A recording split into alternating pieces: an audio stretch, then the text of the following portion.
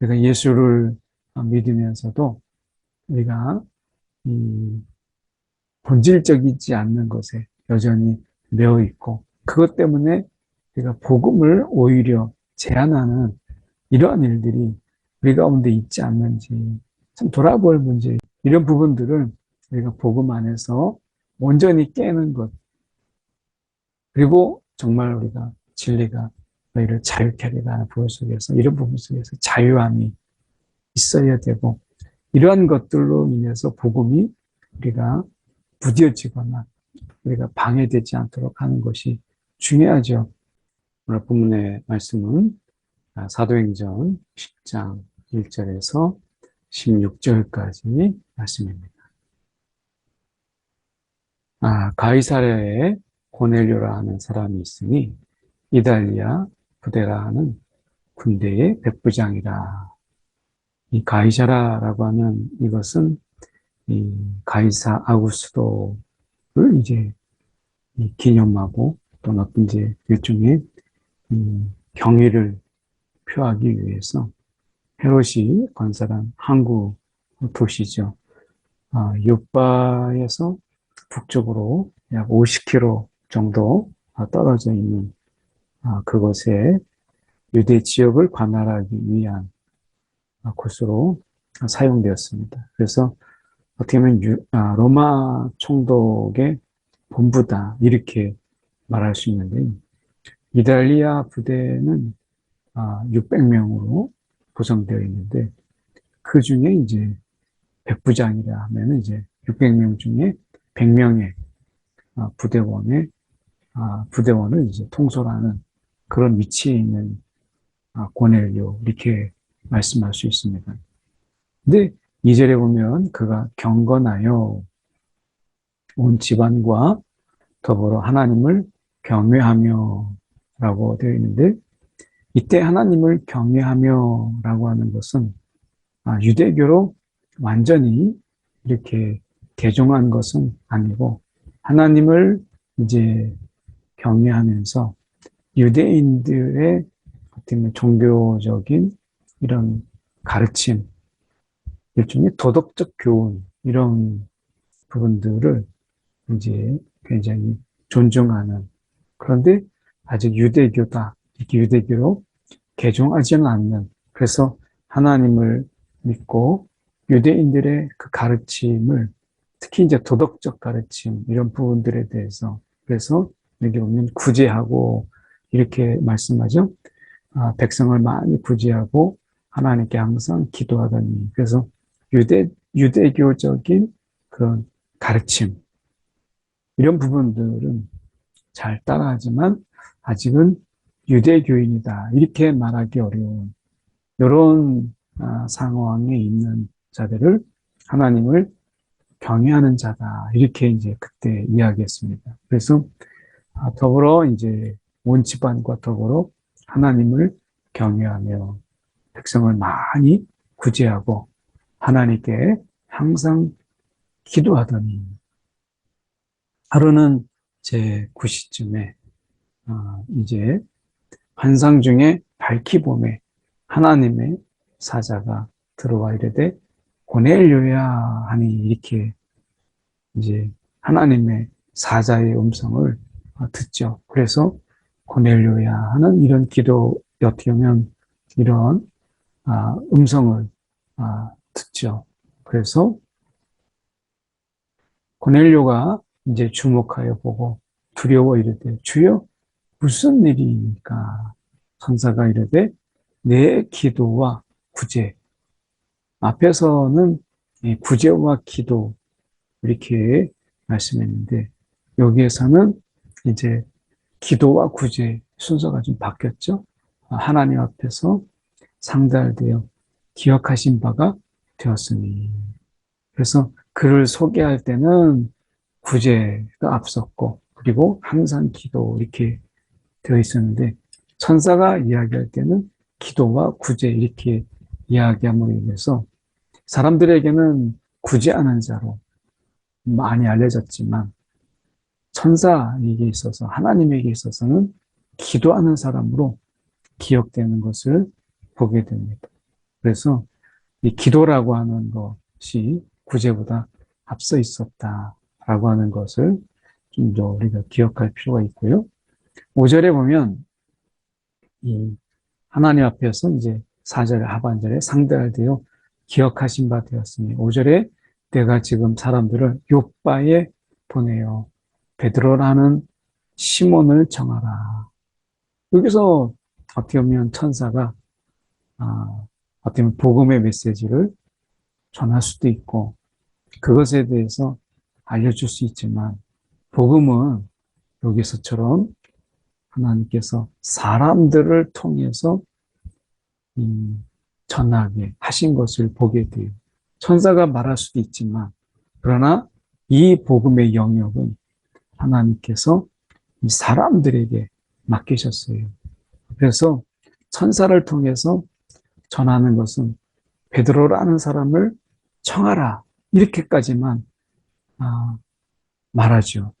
그 복음의 내용 그리고 예수 그리스도의 소식은 철저하게 내가 하나님께서 이 사람을 통해서 하나님이 하시는 것을 보게 돼요. 물론 우리가 이제 사울처럼 부활하신 예수님께서 직접 그에게 그를 부르시는 그런 하나님의 부르심이 있었고 성령의 가르침이 있었죠. 그러나 그 전파, 이방인의 전파를 우리가 본다면 지금 사람들을 통해서 하나님의 사람들을 통해서 보내는 거죠. 그래서 이 사도행전의 이 앞부분에 지금 보면 지금 이제 사울이 잠깐 소개됐다가 본격적으로 이제 사도 바울이 활동하기 전에 먼저 베드로가 나옵니다.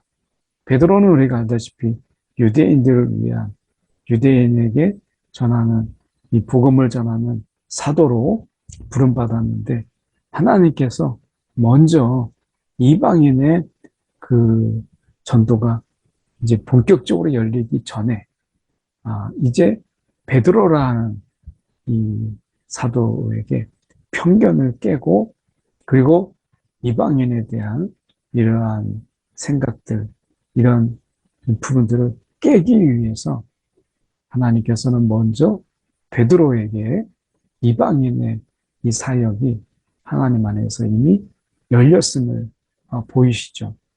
그래서 그는 무두장이 시몬의 집에 유숙하니 이것은 사실은 베드로에게 있어서 굉장히 많은 편견을 깬 거예요. 무두장이라고 하는 것은 우리가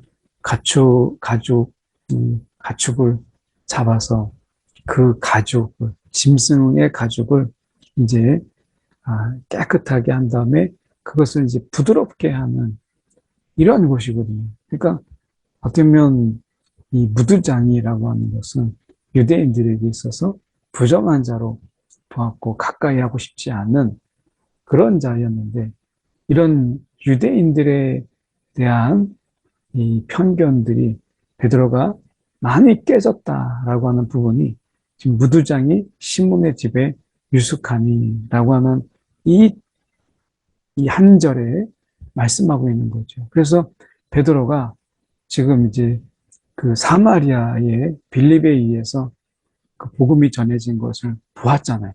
그래서 사마리아 그리고 무두장이라는 부분 속에서 유대인들에게 하나님이 이렇게 지금 복음의 메시지가 전해지고 있구나라고 하는 이 부분 속에서 많이 열려 있었어요. 그런데 그 집은 해변에 있다 하더라. 7절에 마침 말하던 천사가 떠남에 고넬료가 집 하인 둘과 부하 가운데 경건한 사람 하나를 불러 이렇게 돼 있죠. 이 고넬료가 이 집안 하인 둘과 부하를 이제 경건한 사람을 불러서 이제 보내잖아요. 천사들이 한 말 그대로. 근데 고넬료는 로마 백부장이에요. 그러니까 이 로마 백부장에게 이 하나님의 역사, 그 복음의 이 길이 문이 열렸다라고 하는 것을 가장 먼저 그 편견을 깨는 것이 베드로입니다.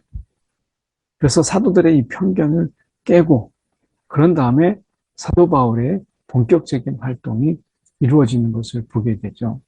8절에 이 일을 다 이루고 욥바로 보내니라. 이 일을 다 이루고 욥바로 보내니라.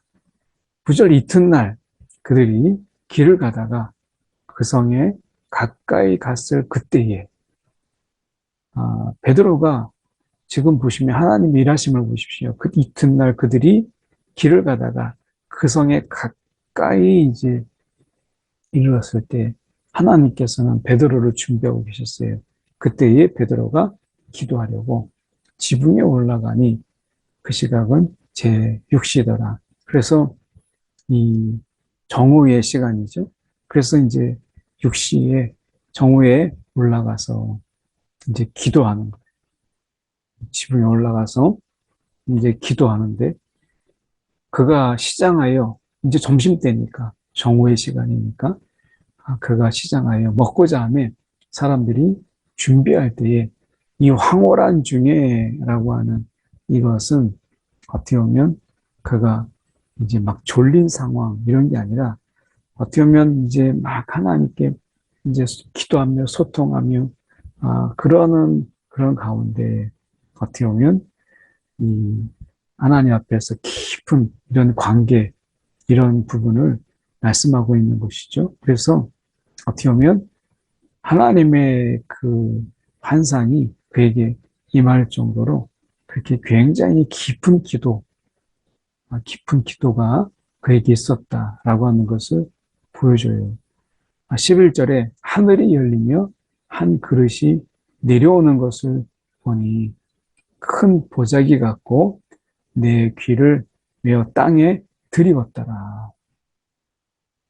어쩌면 우리의 이 기도라고 하는 부분이 이 깊은 기도, 그래서 하나님과의 깊은 어떤 교제의 이런 깊이, 이렇게 깊은 기도가 참 필요하죠.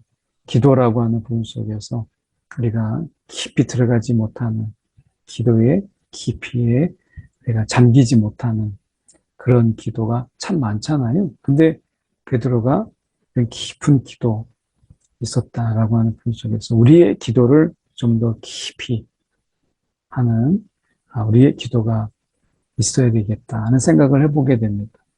그래서 하늘이 열리며 한 그릇이 내려오는 것을 보니 큰 보자기 같고 내 귀를 이제 메어 땅에 들이웠더라.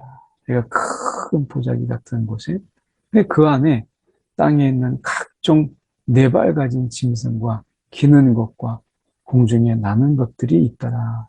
그러니까 이제 부정한 이제 먹을 수 없는 이런 부정한 짐승들이잖아요.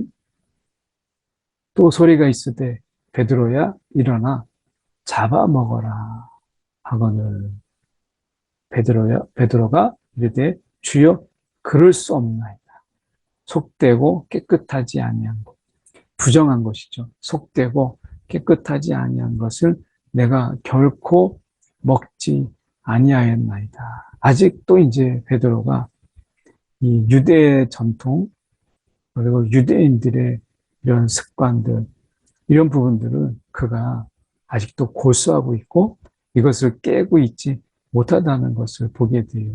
그러니까 이제 유대교가 아닌 새로운 어떤 기독교라고 하는 부활하신 예수를 온전히 믿고 그리고 예수 안에서 이방인과 유대인이 이제 하나가 되고 어떻게 보면 깊은 이제 연합을 이루게 되는 이런 부분인데 이런 부분들 속에서 베드로가 아직도 유대교적인 이런 시선과 시각 이것을 편견 이것을 아직도 깨고 있지 못하다는 그래서 속되고 깨끗하지 아니한 것을 내가 결코 먹지 아니하였나이다.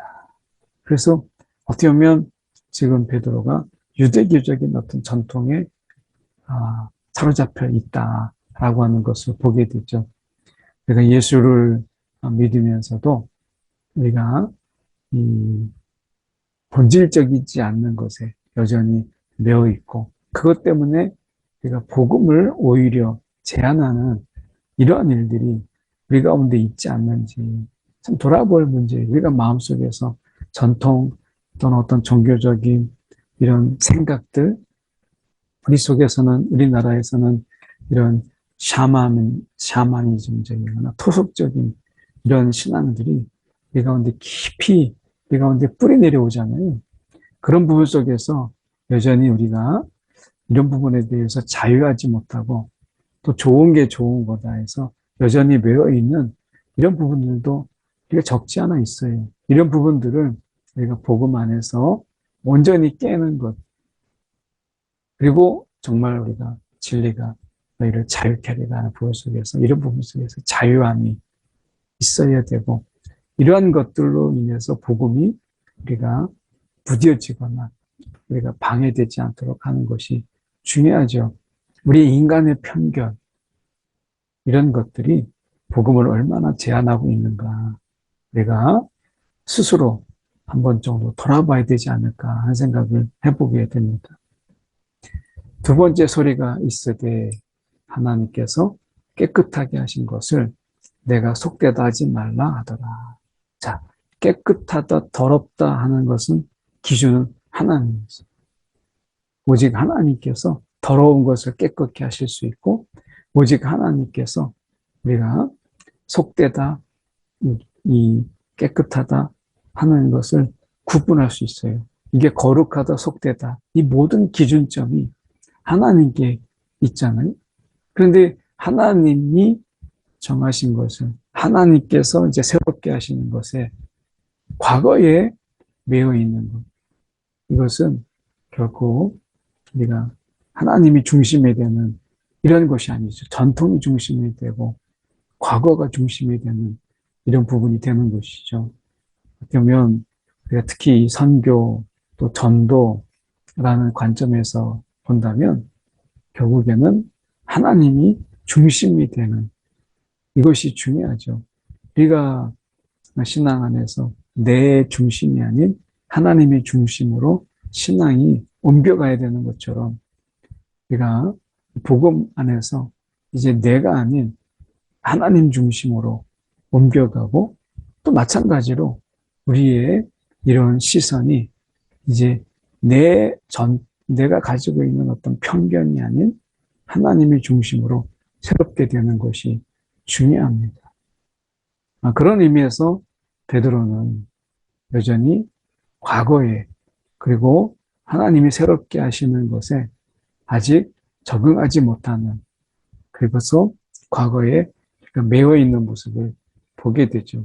오늘 우리가 예수 믿기 전에 이런 과거도 있지만 예수 믿고 나서도 우리 가운데 아직 버리지 못하는 이런 예수 안에서 가지게 되는 편견들, 이런 것들이 많죠. 한 번은 이렇게 제가 오래된 얘기입니다만 지나가는데, 같이 이제 성도와 함께 지나가는데 그 성도분이 지나가는 스님을 보면서 막 비난하고 욕을 하는 거예요. 너무 깜짝 놀랐어요. 종교적 편견을 가지고, 그리고 이제 물론 그 마음은 이해가 되죠. 그런데 어떻게 보면 그런 종교적 편견을 가지고 우리가 욕을 하고, 그리고 아주 나쁜 사람으로 우리가 취급하는 이런 부분들 속에서 이 편견과 이 무례함이 너무 당황스러울 때가 있었어요. 우리가 어떻게 보면 그분들 또한 복음이 필요한 긍휼의 이 마음, 이런 것이 필요하고, 또 어떻게 보면 하나님이 그에게 또 일하실 것을 그냥 바라보면서 기도하는 것이 필요한데, 그것을 내 종교가 아니라고, 물론 이제 진리는 하나죠. 그런데 그것에 대해서 비난하고 하는 것은 하나님이 앞에서 우리가 생각해 봐야 될 문제 아니었는가, 이런 생각을 했어요. 16절에 이런 일이 3번 있은 후 그 그릇이 곧 하늘로 올려져 가니라. 3번 있은 후 이렇게 돼 있죠. 이것은 그냥 몽환 중에가 아니라 분명한 하나님의 말씀이었다. 라고 하는 것, 하나님의 명령이었다라고 하는 것을 보여줘요. 우리가 이 종교적 갈등 속에서 내 종교가 옳다라는 하나의 내 종교는 옳고 너희는 다 틀리다라고 하는 같은 종교적 갈등 이런 부분이 아니고 그래서 우리가 보면 이런 자신이 의롭다고 생각하는 사람이 절에 가서 파손하고 때로는 불을 지르고 하는 일들이 있는 것을 우리가 보잖아요. 이 종교적 열심이 곧 하나님의 이런 뜻이냐라고 얘기했을 때 종교적 열심과 갈등, 그 열심으로 인해서 만들어낸 그 갈등이 과연 하나님이 원하시는 방법이냐? 그게 아니잖아요.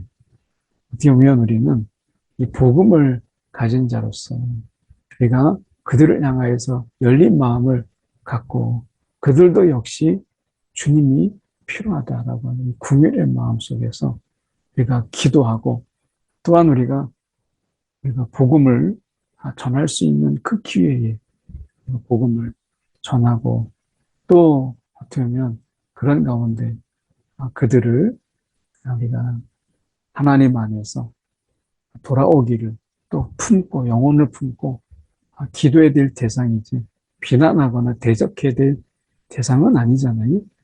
그런 의미에서 우리가 좀 더 이 복음 안에서 열린 마음, 편견을 좀 깨는 이런 마음, 또 넓게 이 품는 마음이 참 이 시대에 필요합니다. 오늘도 이 복음은 품는 마음을 통해서 흘러가지 대적하고 적대하는 마음 속에서 흘러가는 것이 아닌 것을 기억하는 저와 여러분이 되기를 소망합니다. 기도하겠습니다.